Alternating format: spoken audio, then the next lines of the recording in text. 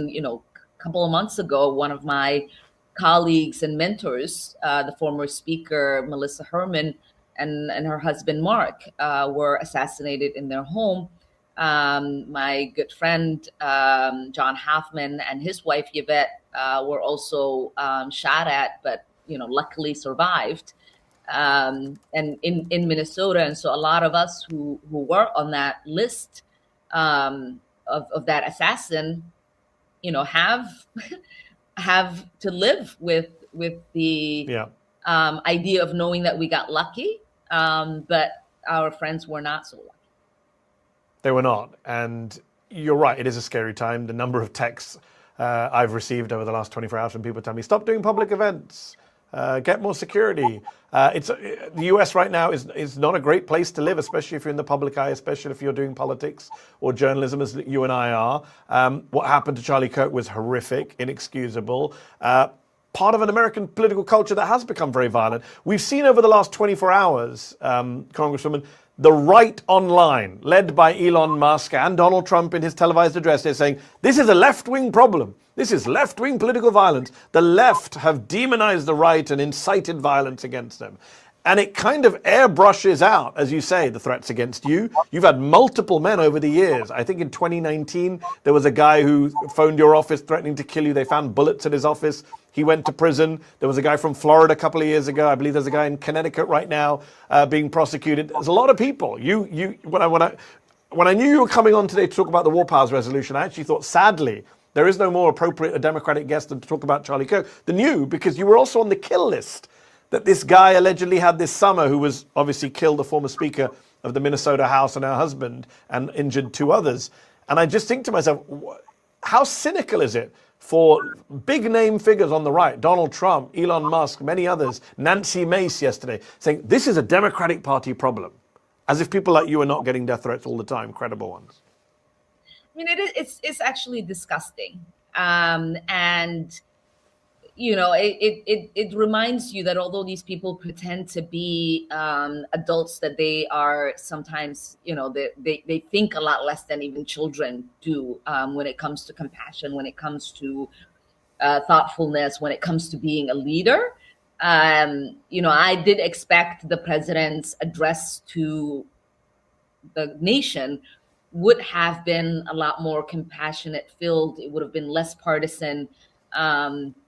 He doesn't even know who the assassin is for him to say yes. Wing lunatic. I think it kind of denigrated his status and the status of the office he holds.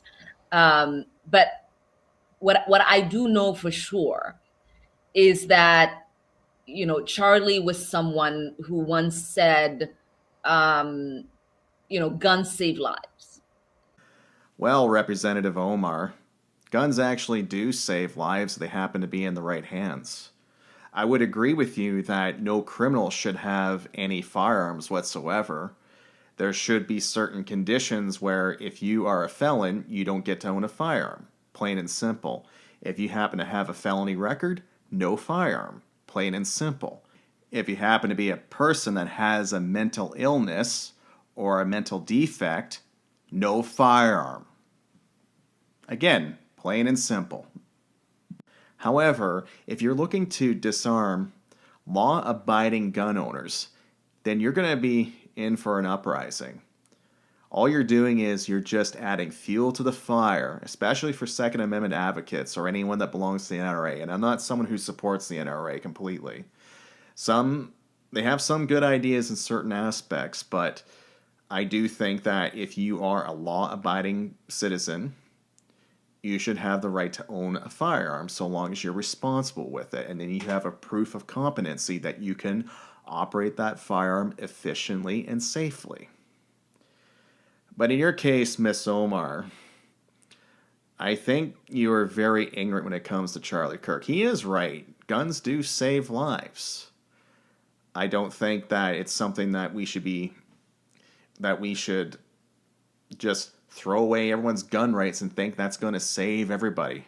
No. I think it's going to be the complete opposite. We don't need to turn into the United Kingdom. And Canada itself has like the most strictest gun laws in anywhere in the world.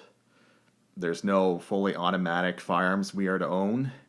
And they try to have long guns registered, which long guns do not have any connection, if anything, very weak and spurious connections to actual crimes.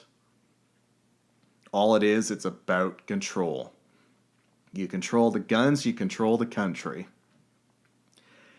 And we just need to have sensible laws. But that's what you need to do, Miss Omar. You need to be sensible. How about just talking things over and knowing what the hell you're talking about? I also want to add that Canada has been subjected to a handgun freeze for close to 5 years now, just based on the date of this video. And it has done absolutely nothing to stop gun crime. Handguns are still on the streets. Criminals are still able to get handguns.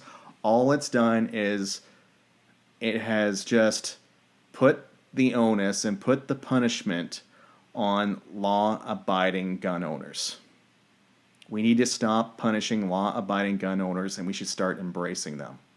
Let's go after the criminals. After a school shooting. Charlie was someone who was willing to debate and downplay the death of George Floyd in the hands of Minneapolis police. I think he called him a scumbag. Well, you know what? George Floyd was a scumbag. The guy had a record going back to 1997 where he ended up serving 8 jail terms, which included drug possession, theft, trespass. But the most egregious act that he did was he faced charges of aggravated robbery with a deadly weapon. He basically entered an apartment impersonating to being like a water department worker, and then he was accompanied by 5 other assailants. He held a pistol to a woman's stomach and searched for items to steal. Basically, he was looking to feed a drug habit because he was an addict. What's even more egregious about this incident was he apparently held a firearm to this woman's stomach right in front of her own child. And George Floyd almost got away with this incident.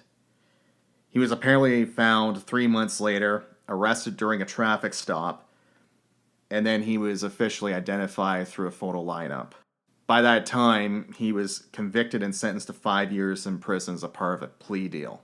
Now, I just want to say that I do understand the plight of addicts. They are all about feeding that drug addiction at all costs.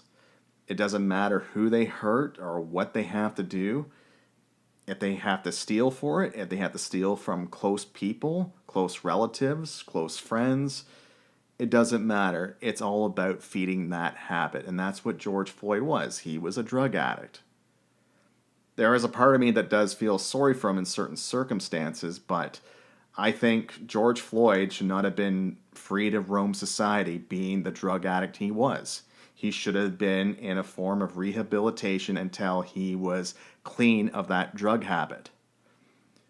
In the case of his demise, he had a counterfeit $20 bill, and then the convenience store called on him with regards to that. The Minnesota police attended. He was already under a high. There was apparently fentanyl in his system, and then he was held to the ground for a prolonged period of time, apparently 8 minutes, with Derek Chauvin on top of him. And then he ended up passing away, unfortunately. It is sad in that case. I have compassion as a human being for the sanctity of life. But George Floyd, a lot of his decisions he made in life were his own. He could have chose to be clean as an addict. He could have chose to get help. But instead, he lived a life of crime. And then all of a sudden, he becomes this symbol of oppression, and then Black Lives Matter emerges, and then next thing you know, the whole entire country is on fire. And then we have politicians that are pretty much just eulogizing him as this saint and putting him on a pedestal, saying that he's the symbol of oppression, that, like He's the symbol of humanity. When in fact he was a criminal. I can have compassion for a drug addict to a certain respect, but let's call it for what it was. The guy was a criminal. He was a felon. And this is the person we are to celebrate? And then also, Joe Biden happened to put flags at half-mast in George Floyd's honor. That's the first time that a criminal got half-mast in their honor across the country. The Democratic Party needs to have a reevaluation of what they truly value. And if George Floyd is a person that they put on a pedestal, then I think it's time that people just vote accordingly. I have no regard, downplay slavery and what Black people have gone through in this country by saying Juneteenth should never exist. And I think, you know, there are a lot of people who are out there talking about him just wanting to have a civil debate. Complete rewriting of history. Yeah, there is nothing more effed up, you know, like than to completely pretend that, you know, his words and actions have not been recorded and in existence for the last decade or so. And you know, you have people like Nancy Mace who constantly harass, you know, people that she finds inferior and wants them not to exist in this country or ever. With regards to Nancy Mace, I think she's a fantastic congresswoman, by the way. I could see her potentially being a future governor of South Carolina one day. Nancy Mace is actually for the rights of women. She was a woman that was essayed in her past, and she does not want to have men, biological males for that matter, in the women's washrooms. I don't think that's unreasonable. And, you know, you have people like Trump who has incited violence against people like me. And so, you know, these people are full of shit, and it's important for us to call them out while we feel anger and sadness and have, you know, empathy, which Charlie said, no, it shouldn't exist because that's a newly created word or something. Like, I have empathy for his kids and his wife and what they're going through because I do not want that. No one should go through that, and we hold ourselves, I hope, to higher standards. And we consider you and I as people of deep faith, and our faiths are based on grace and mercy, which is empathy, and we want, you know, like, for people not to dance on our grave because that is not what our faith teaches us. We want to be able to mourn and pray. Yeah. For but the problem is the politicizing is being done by politicizing is being done by the right. Like this is always my problem when a public figure dies and people say you shouldn't say anything negative.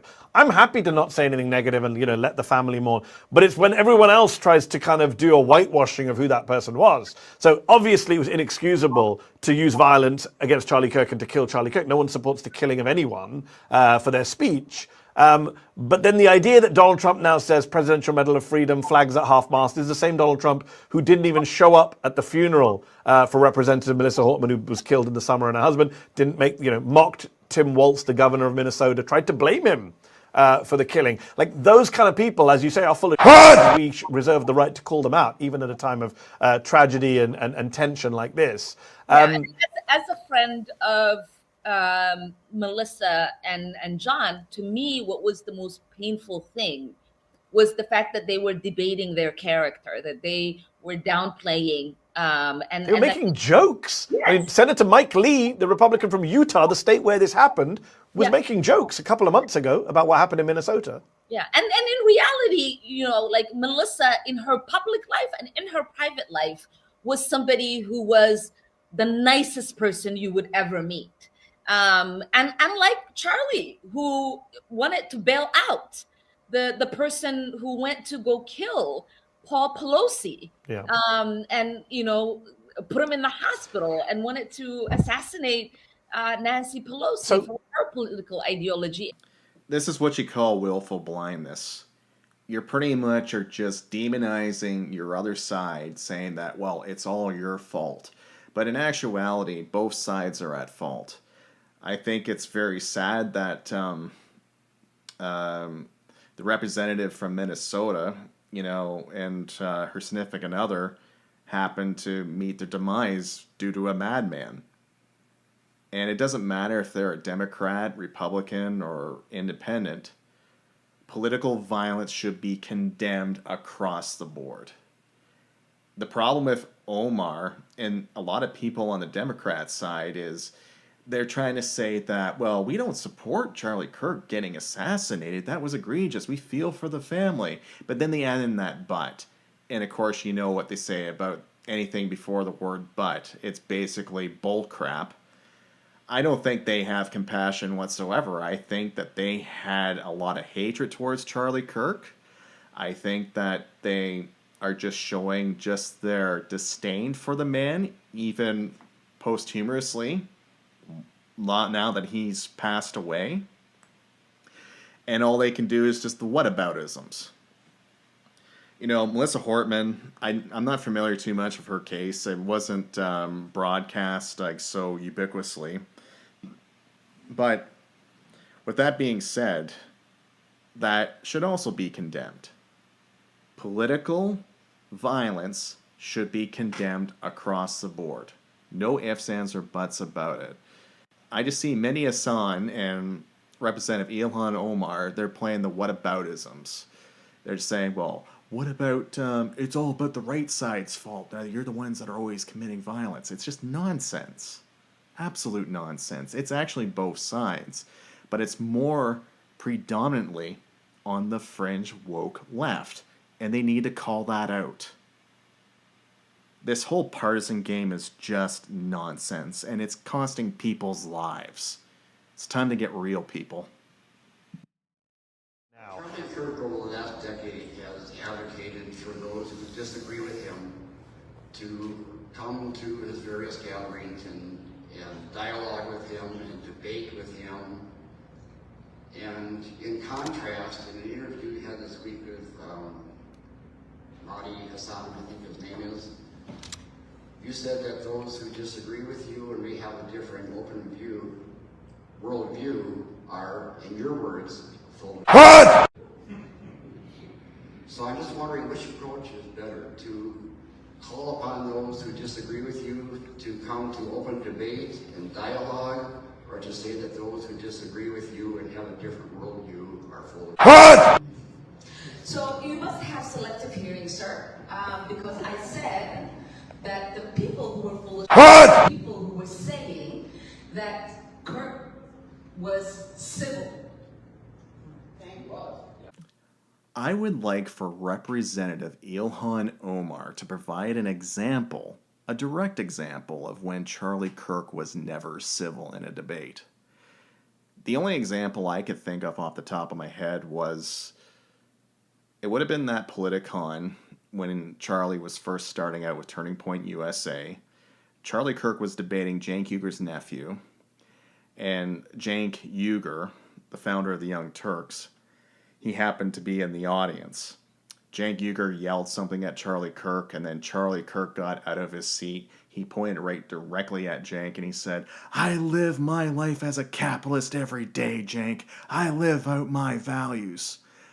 And Cenk also got up out of his seat in the audience, and he starts yelling back at Charlie. And it was just a funny dynamic, because here you have like these two very passionate people, not necessarily polar opposites, but they have different perspectives and different point of views.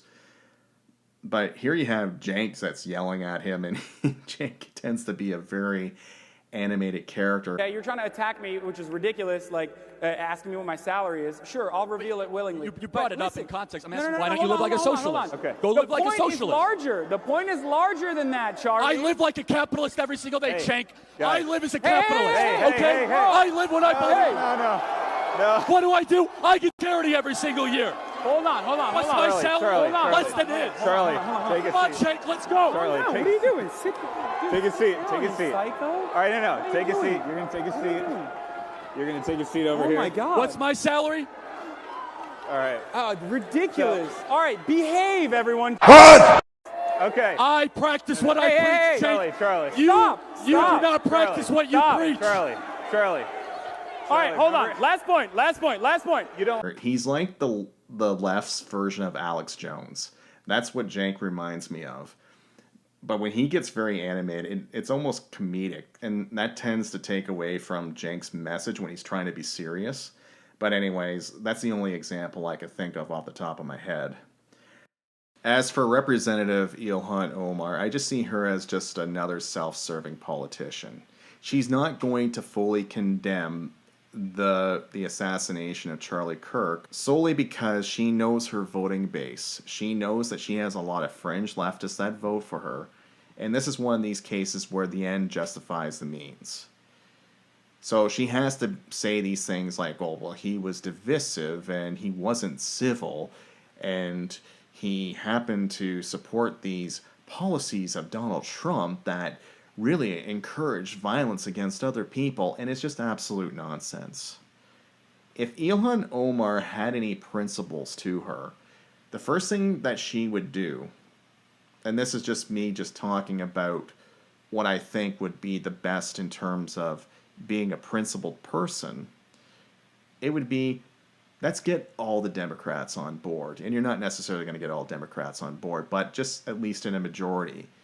You get the Democrats to fully condemn all acts of violence on any person. Political violence is something that they should all speak out against. Doesn't matter what side they are, Democrat, Republican, Independent, whatever. They should say, we fully condemn the acts that happened to Melissa Hortman, what happened to Charlie Kirk, Melissa Hortman's husband. We condemn all of that. We condemn all forms of political violence. That's all Ilhan Omar has to say. She can say, I have some disagreements with Charlie Kirk, but I am not going to speak ill of the dead and try to make him out to be a villain. And I think that's exactly what she's doing here. As I said before, she's a self-serving politician. I don't think there's anything more to say about Ilhan Omar. God forbid when she goes for the Senate, because that's probably going to be her next move. No, that's not true. The person who called for public execution of people he disagreed with is not civil. The person who said if you are a black woman, you lack the ability to process thoughts is not civil. The person who said because I am Muslim, I cannot be in this country because I want to destroy Western society is not civil.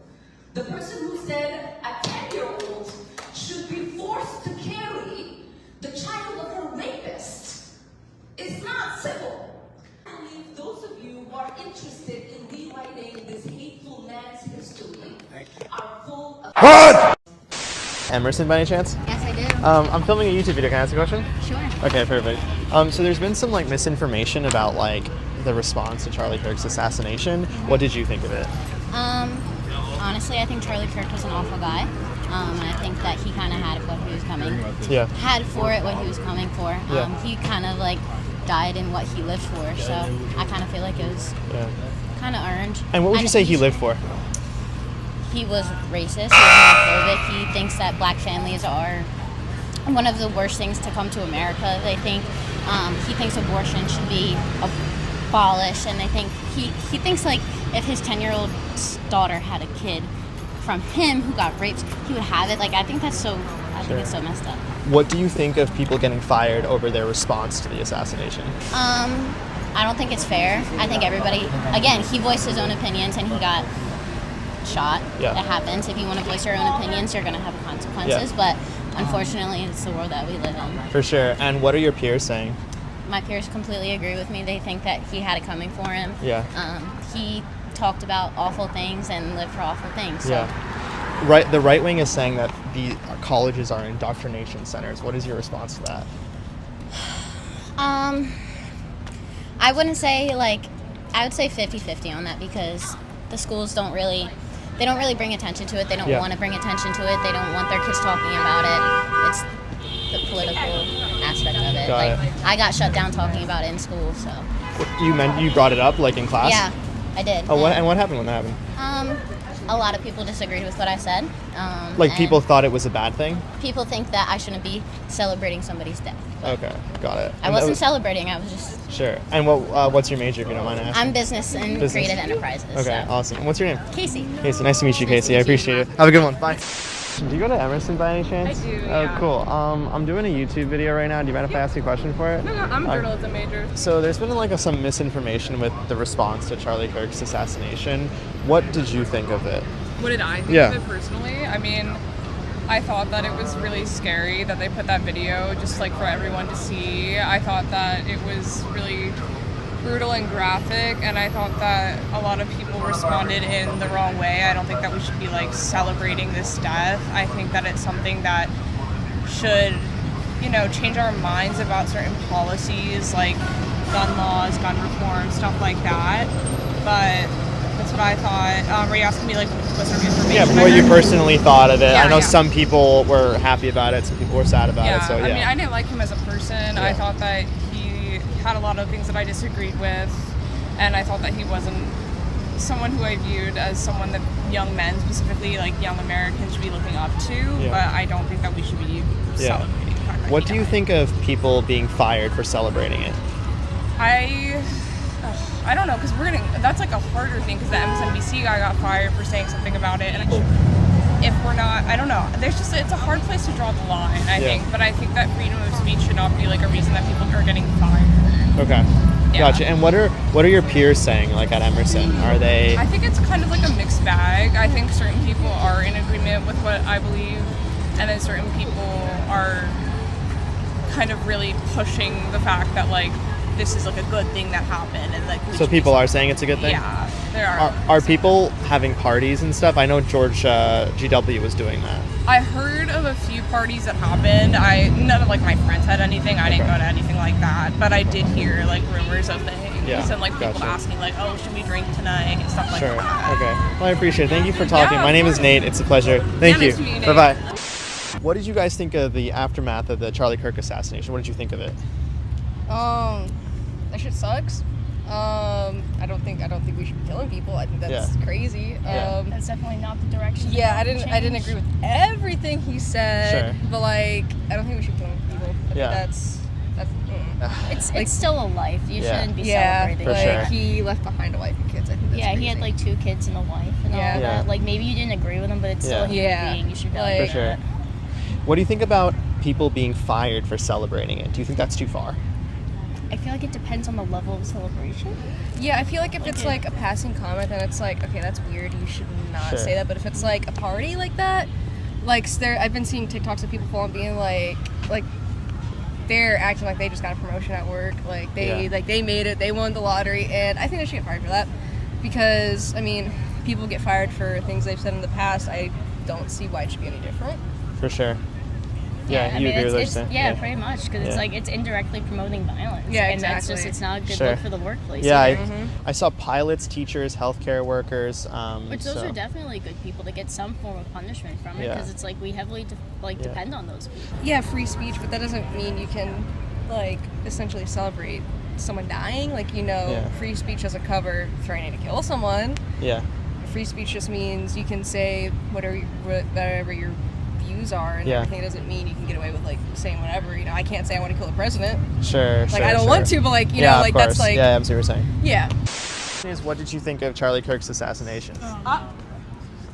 You don't want my opinion on that. No, we want everyone's opinion. We're getting every side. On video? I feel it was wrong that they shot and killed him in front of his family, but at the same time, he was already talking about how, shooting deaths are just a part of having a gun.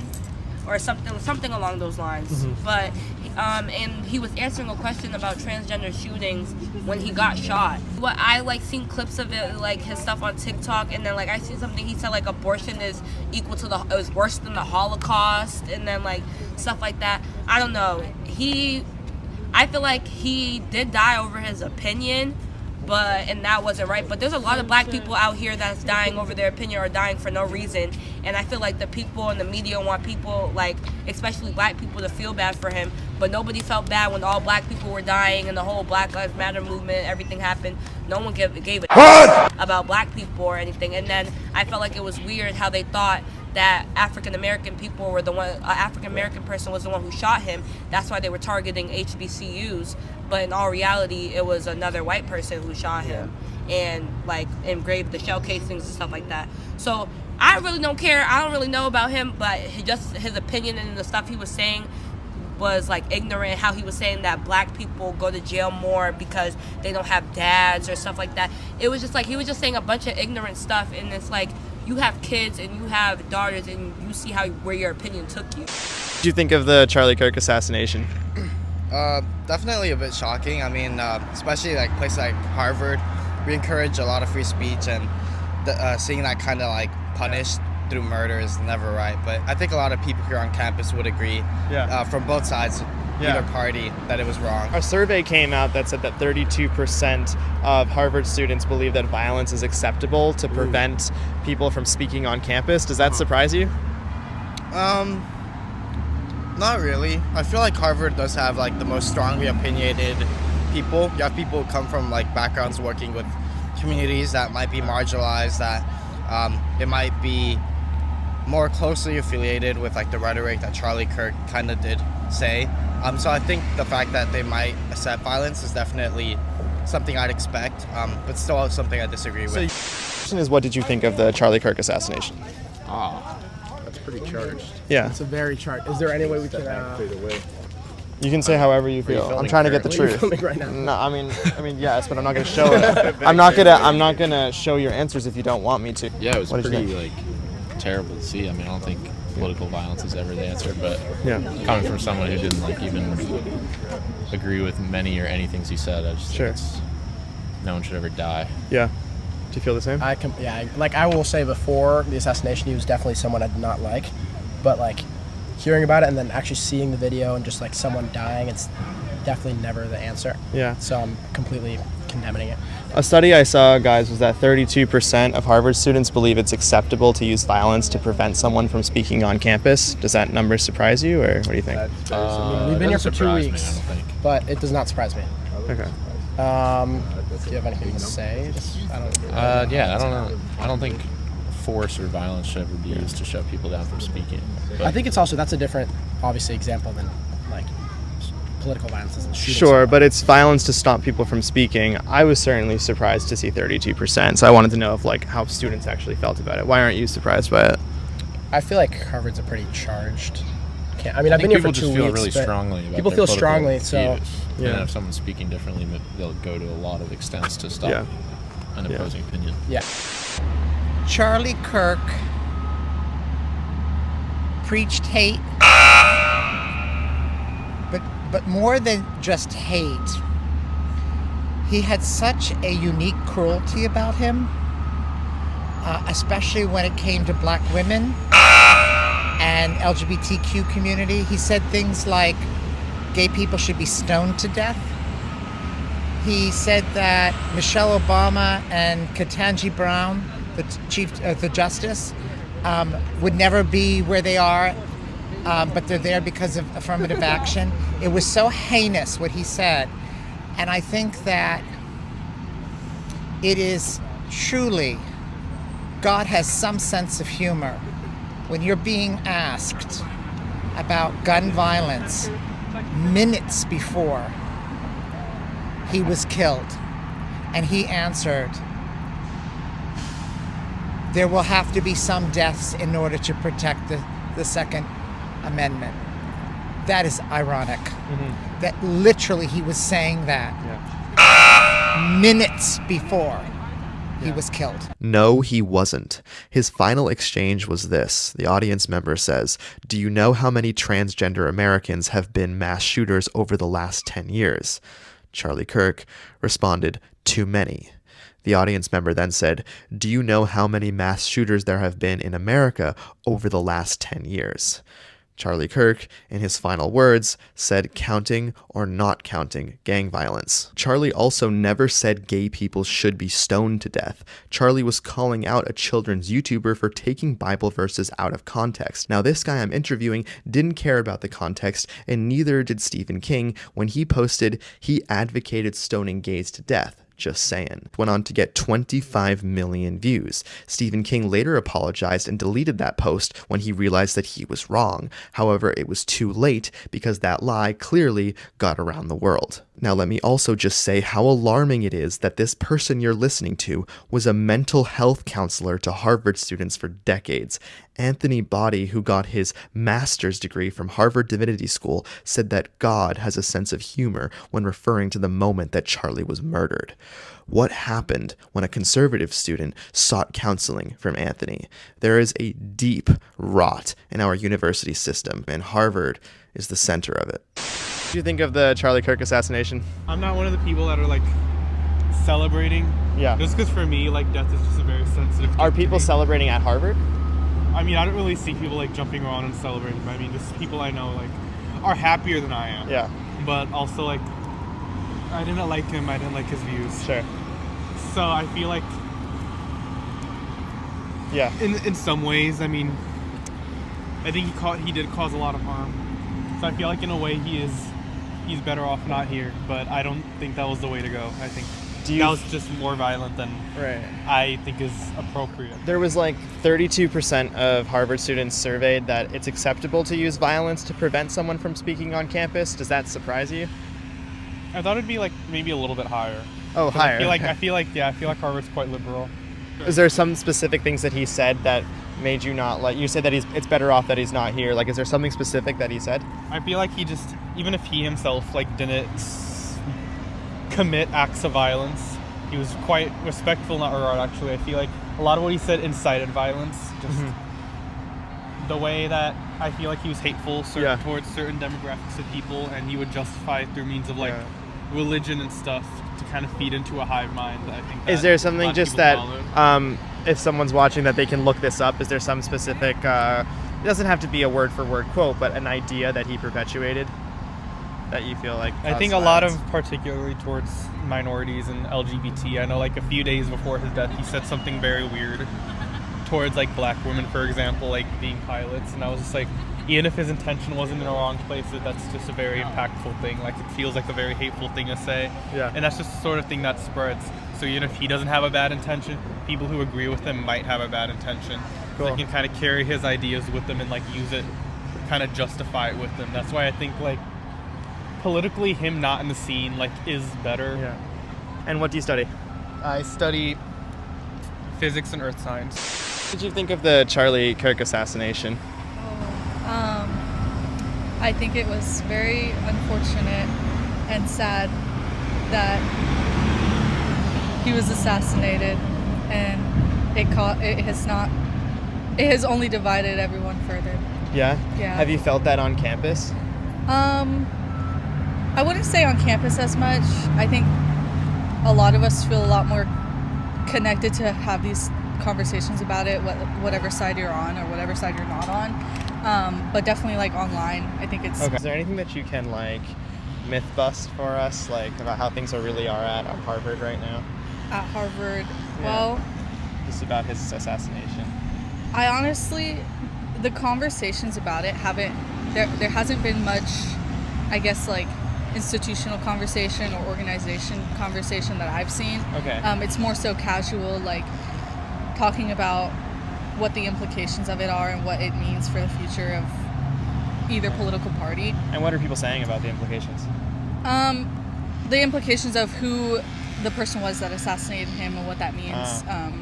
You know, his identity versus what people online might be construing it to be. Yeah. And then especially like situations about whether or not his family was there to witness it, or whether or not like the person who did it was Republican or not, or whether it mattered if their So partner the conversation was... has been mostly about the killer? I think a lot of the conversation varies between what part people focus on. I think from my experience, this usually when it's with a conservative viewpoint, it's about the killer, and whenever it's with a more liberal viewpoint, it's about Charlie Kirk himself, and so it definitely varies.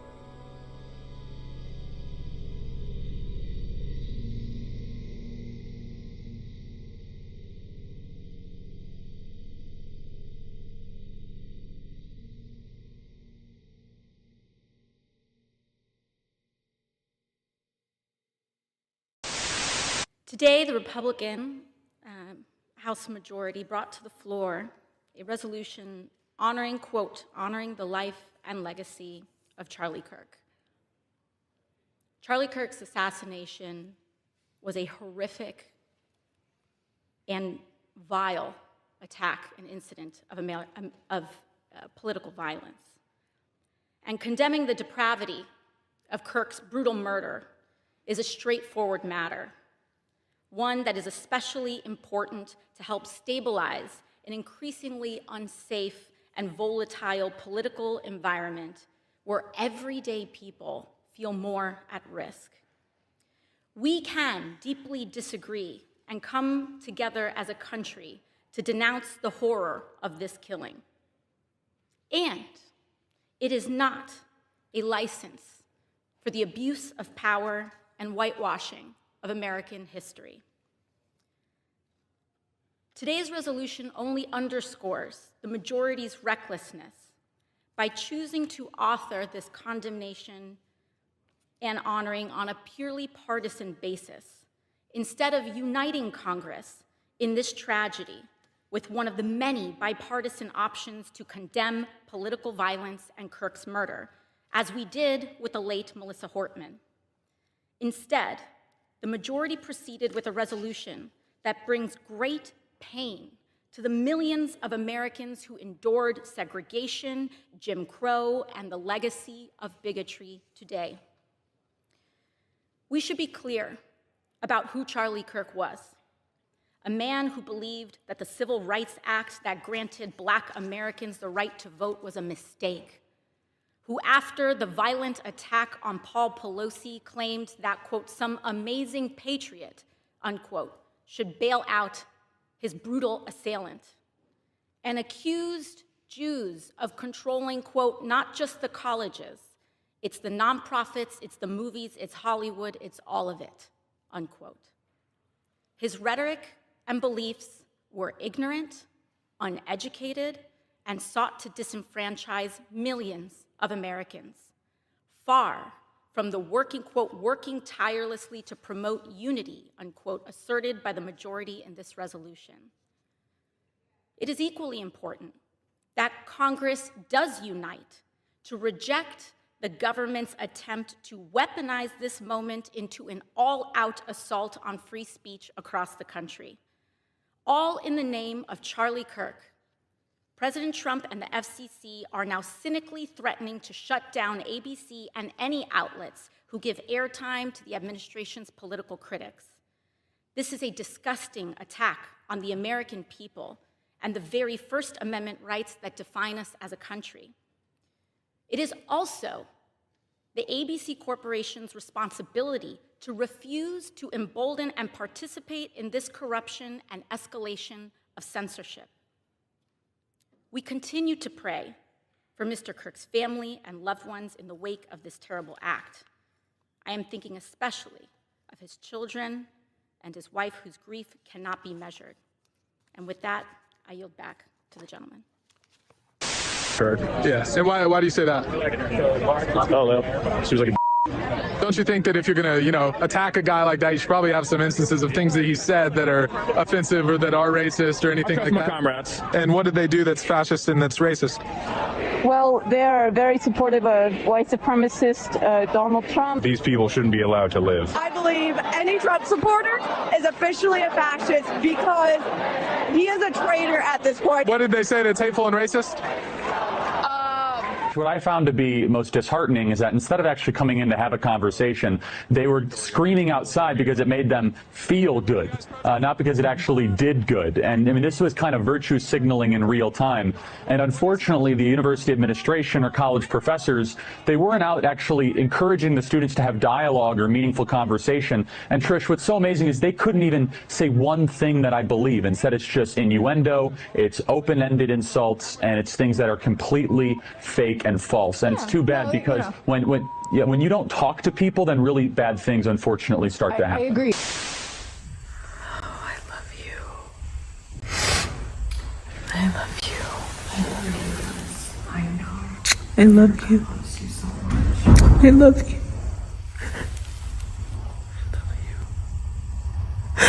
God bless you.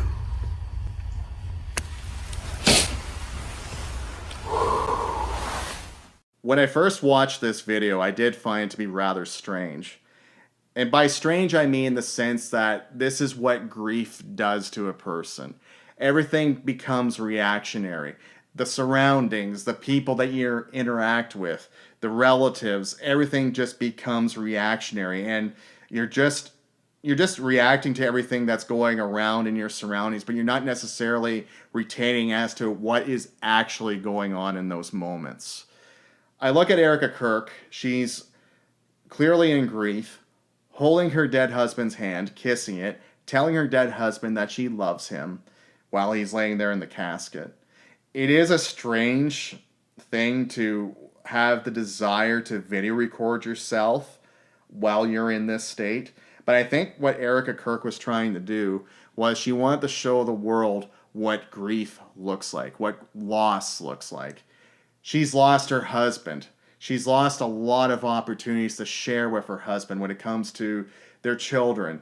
They're not going to be able to experience a lot of things together when it comes to anniversaries, seeing their children graduate from high school together, seeing them graduate college together, seeing them get married, or especially in the case of Charlie Kirk not being able to walk his own daughter Gigi down the aisle for her wedding day.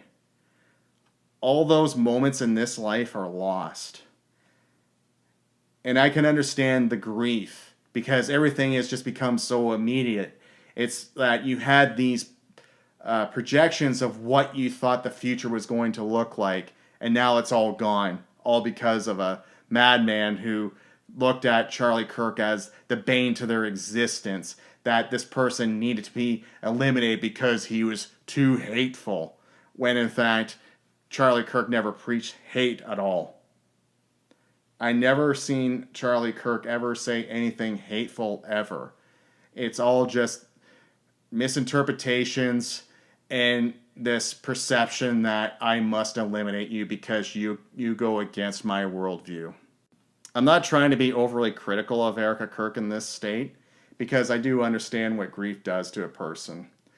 I remember when my dad passed away to pancreatic cancer back in 2023, my mom went through this grief process where she was just in that same state of mind.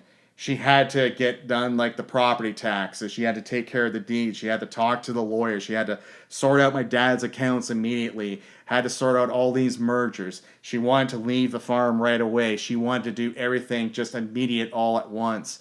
And she would have conversations with my aunts and uncles, even myself, and she would not even remember a lot of the things that she said, all because she was in that heightened state of grief. So I totally get what Erica is going through from a different point of view. And as strange as it is to have this need to video record yourself while you're touching your dead husband in their casket, I do understand that this is grief, and she's acting on grief. God bless you, Erica Kirk.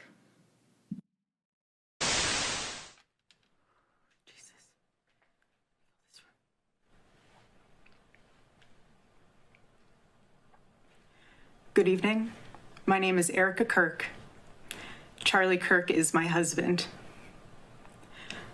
I first want to thank the local, state, and federal law enforcement who worked tirelessly to capture my husband's assassin so that he can be brought to justice. I want to thank the first responders who struggled heroically to save Charles's life, and the police who acted bravely to make sure that there were no other victims on that terrible afternoon. I want to thank the officers who have protected our Turning Point USA family these past 2 days. And I want to thank the Turning Point USA board, the COO, Justin Strife, and my husband's chief of staff, the amazing Mikey McCoy, for all their work in these terrible days to be the stability for our family and for the wider Turning Point USA family as well. My heart is with every one of my husband's employees who lost a friend and a mentor. I want to thank the staffers of his amazing Charlie Kirk show, who helped him broadcast from this studio, this chair. Every day he loved it. He loved what he did. I want to thank the millions of people who have shown their love for Charlie here in Phoenix, across America, and worldwide. I want to thank my husband's dear friend, Vice President Vance, and his phenomenal wife, Usha, for their love and support. You guys honored my husband so well bringing him home. You both are tremendous. I want to thank President Trump and his incredible family for the same. Mr. President, my husband loved you. And he knew that you loved him too. He did. Your friendship was amazing. You supported him so well, as did he for you. 2 days ago, my husband, Charlie, went to see the face of his Savior and his God. Charlie always said that when he was gone, he wanted to be remembered for his courage and for his faith. And one of the final conversations that he had on this earth, my husband witnessed for his Lord and Savior, Jesus Christ. Now and for all eternity, he will stand at his Savior's side, wearing the glorious crown of a martyr. Charlie loved life. He loved his life. He loved America. He loved nature, which helped him always bring him closer to God. He loved the Chicago Cubs. And my goodness, did he love the Oregon Ducks. He'd want me to say go Ducks, so I have to since they play on Saturday. So go Ducks. But most of all, Charlie loved his children. And he loved me with all of his heart. And I knew that. Every day I knew that. He made sure I knew that every day. Every day he would ask me, how can I serve you better? How can I be a better husband? How can I be a better father? Every day. Every day. He was such a good man. He still is a good man. He was the perfect father. He was the perfect husband. Charlie always believed that God's design for marriage and the family was absolutely amazing, and it is. It is, and it was the greatest joy of his life. And over, he would tell all these young people to come and find their future spouse, become wives and husbands and parents. And the reason why is because he wanted you all to experience what he had and still has. He wanted everyone to bring heaven into this earth through love and joy that comes from raising a family. It's beautiful. Charlie always said that if he ever ran for office, I know a lot of you asked if he ever was going to, but privately he told me if he ever did run for office that his top priority would be to revive the American family. That was his priority. One of Charlie's favorite Bible verses was Ephesians 5, verse 25. Husbands, love your wives as Christ loved the church and gave himself up for her. My husband laid down his life for me, for our nation, for our children. He showed the ultimate and true covenantal love. I will never, ever have the words to describe the loss that I feel in my heart.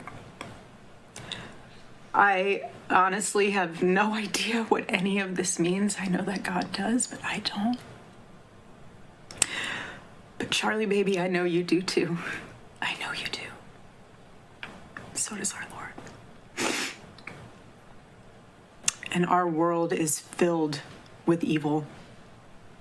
But our God, you guys, our God is so good. He's so incredibly good. And we know that for those who love God, all things work together for good, for those who are called according to his purpose. Already I have seen the worldwide outpouring of love for my husband. I've heard the testimonies from people my husband inspired to get married, to start families, to seek out a relationship with God. It's the most important one of all.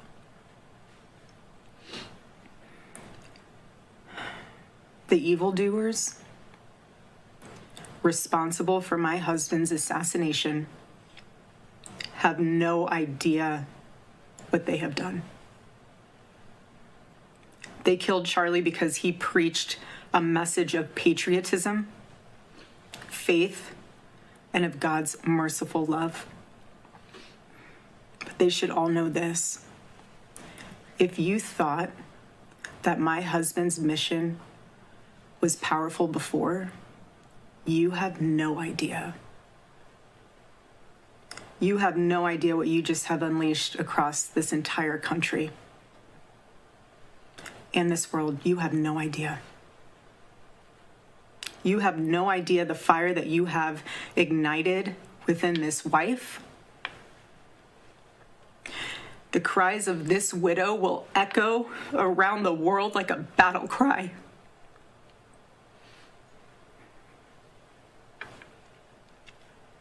To everyone listening tonight across America, the movement my husband built will not die. It won't. I refuse to let that happen. It will not die. All of us will refuse to let that happen. No one will ever forget my husband's name, and I will make sure of it. It will become stronger, bolder, louder, and greater than ever. My husband's mission will not end, not even for a moment. And one of Charlie's greatest talents was his ability, this phenomenal ability to choose great people to follow him. He could always find the ones who could handle any setback. And it's almost like he knew. He could see it in you. Even when you couldn't see it in yourself, he just knew. He knew you could handle it. You thought you only had 5% left, and he knew you had 15. He knew you were ready to go that extra mile even when you didn't. He always challenged people around him to work harder and to be better. He never gave up. And I love knowing that one of his mottos was never surrender. So I want to tell you that we'll never surrender. We never will. Ever. Ever. Our campus tour this fall will continue. There will be even more tours in the years to come. America Fest here in Phoenix this December will go on. It will be greater than ever. The radio and podcast show that he was so proud of will go on. And in a world filled with chaos, doubt, and uncertainty, my husband's voice will remain. And it will ring out louder and more clearly than ever. And his wisdom will endure. My favorite too, but my husband's favorite word in the English language was earn. He would call all of you to be people of action who earn the future America deserves. So to all of the young people who felt inspired by my husband's faith and hard work, all of you already know what Charlie would want you to do. You know. You know. If you're in high school or if you're in college, go find your local Turning Point USA chapter. Join it. Stay involved. He wants you to make a difference. And you can. You can. The movement's not going anywhere, and it will only grow stronger when you join it. If there isn't a chapter, you can't find one, then start one. There is no excuse. You can start one. And as my husband used to say in this room, every single day, if you want to get involved, the best way you can do that is going to tpusa.com. That's what he would say every day from this chair. Every single day. I watched his show every day, and he would always say, if you want to get involved, go to tpusa.com. If you're a pastor, join our movement at TPUSA Faith. And if you're a parent, I highly recommend that you come to America Fest in December. Sign up right now for that because we would love to see you. I would love to see you. Charlie would. He'll be there. He'll be there in spirit. Bring your kids, bring your family. But most important of all, if you aren't a member of a church, I beg you to join one. A Bible-believing church. Our battle is not simply a political one. Above all, it is spiritual. It is spiritual. The spiritual warfare is palpable. Charlie loved his Savior with all of his heart, and he wanted every one of you to know him too. He wanted everyone to know that if they confess the Lord Jesus Christ who rose from the dead, then they will be saved. Hear me when I say this, nobody is ever too young to know the gospel. Nobody. Nobody is ever too young to get involved with saving this beautiful country, this country my husband loved and still loves. And nobody is ever too old either. There's no age limit. I know my husband is still here. He's watching over us. I don't remember the last time I slept. I couldn't sleep last night. And Charlie, baby. Charlie, I promise I will never let your legacy die, baby. I won't. I promise I'll make Turning Point USA the biggest thing that this nation has ever seen. I promise. Oh, Charlie, I love you. I love you, baby. Rest in the arms of our Lord as he blankets you with the words I know your heart always strived to hear. Well done, my good and faithful servant. When I got home last night, Gigi, our daughter, just ran into my arms. And I talked to her and she said, Mommy, I missed you. I said, I miss you too, baby. She goes, where's Daddy? What do you tell a 3-year-old? She's 3.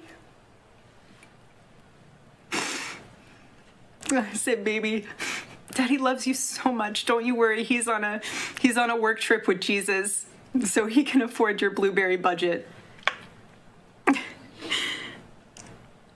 And my goodness, am I so humbled to witness, Charlie, you alongside Jesus right now, doing what you always want to do, baby. Making heaven crowded, right? That's what it's all about. Making heaven crowded. I can't wait to see you again one day. Thank you all again who love my husband, who supported him, who wrote him an email every single day during his radio show. He read all of them. All of them.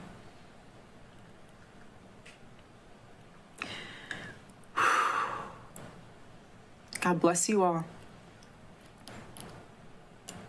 And may God bless America.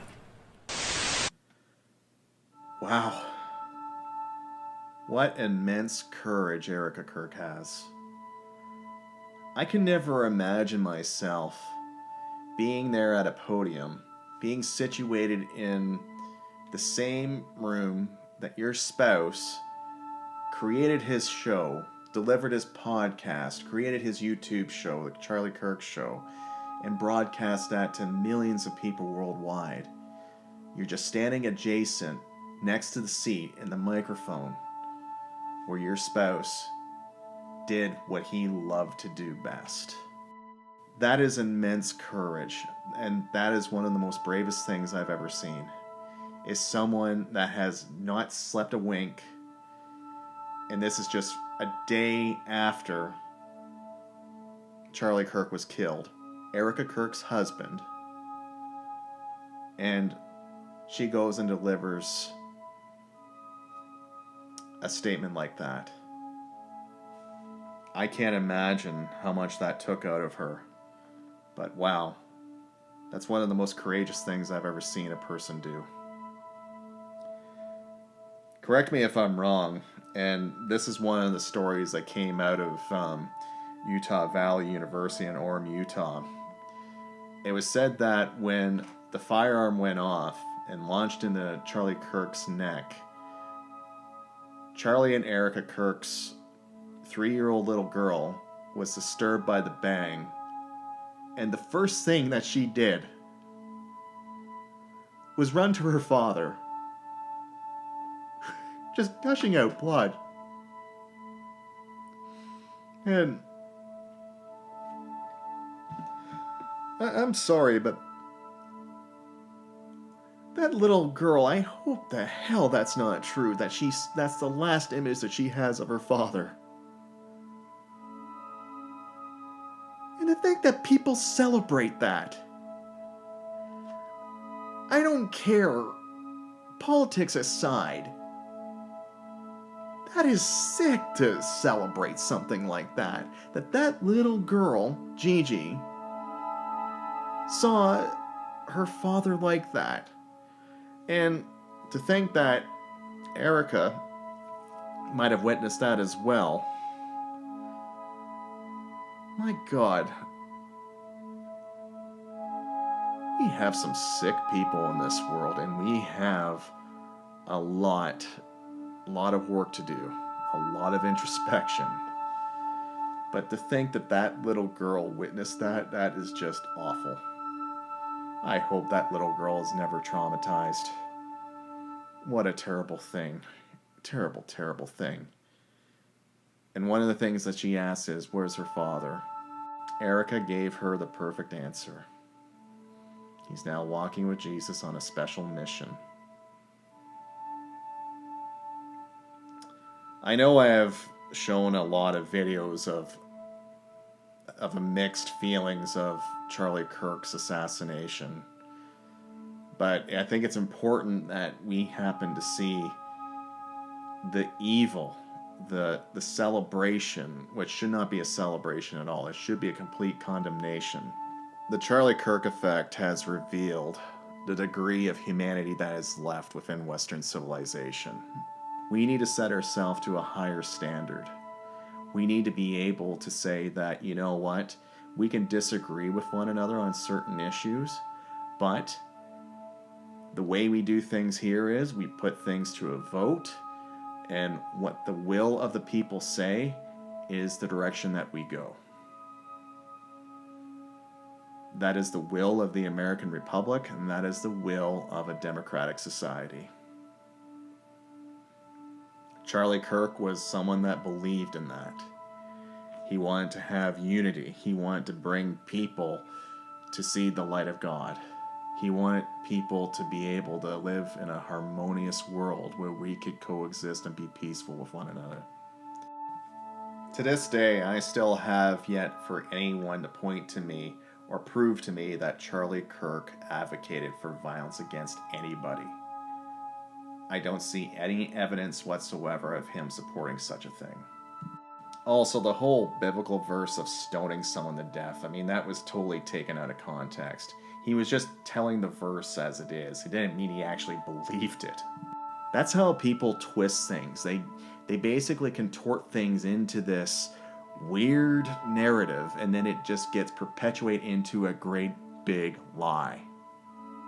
And what happens when that big lie happens to just spread throughout the land? It creates fanatics. It creates the fanatic that killed Melissa Hortman and her husband, and it creates the fanatic that assassinated Charlie Kirk. We need to call out evil for what it is and not be afraid to do that. I remember there was a debate, and this is going back to the 2008 U.S. presidential election. And at that time, Senator John McCain of Arizona, a Republican, I'm sure as many people know who John McCain is, he was asked a question about what do we do with evil? Do we try to contain evil? Do we try to placate to it, or do we defeat it? And John McCain said, unequivocally, defeat it. All right. How about the issue of evil? I asked this of your rival in the previous thing. Does evil exist? And if so, should we ignore it, negotiate with it, contain it, or defeat it? Defeat it.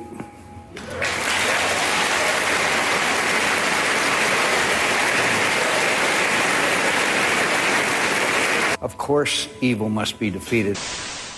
Defeated at all costs. And I couldn't agree more. I was never a supporter of John McCain because I thought that he was mostly in alignment with the neoconservatives, and I don't think too highly of the neocons. I never did.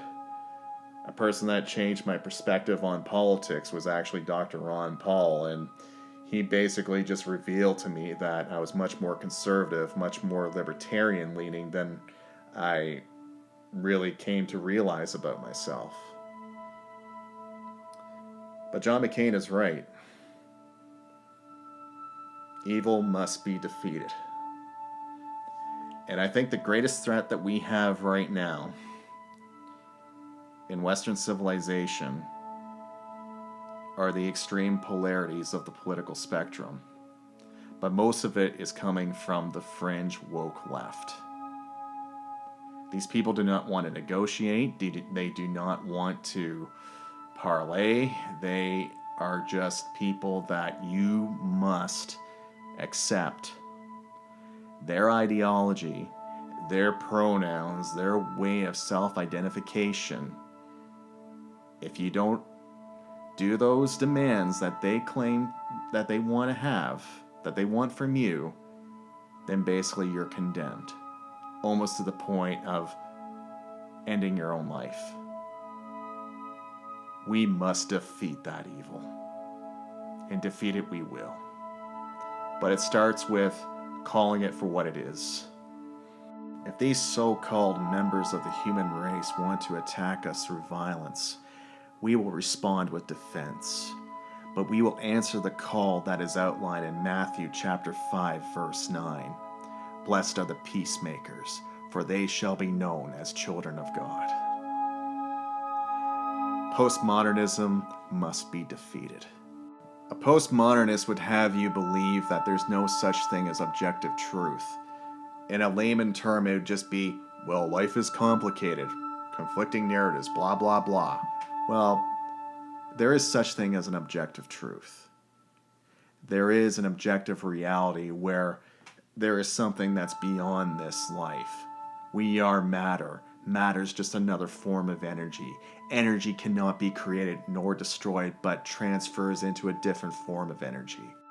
This reality that we live in, and I'm talking about the real reality, the reality where we're surrounded by energy, we're surrounded by nature, biology, everything has an intricate design to it. The universe is just beyond imagination. It's so beyond imagination that there's nothing ancient in the universe. For what we know, the universe is always present, just like God himself. God is universal, omnipotent, omnipresent, everywhere.